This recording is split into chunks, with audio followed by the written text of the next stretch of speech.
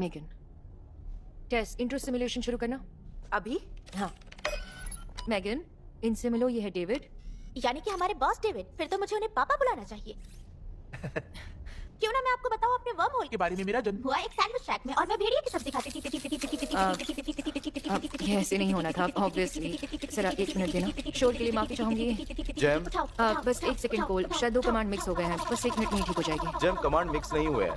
शायद मैं इसमें पॉलीप्रोपिलीन बैरियर डालना भूल गया। ओह नो, टेस्ट इसे बंद करो। मैं चलती हूँ।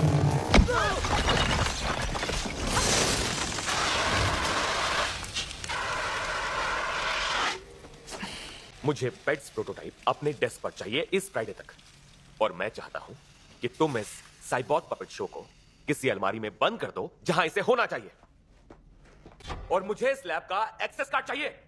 चाहे कुछ भी हो, मेरी मानो तो वो कमाल लग रही थी।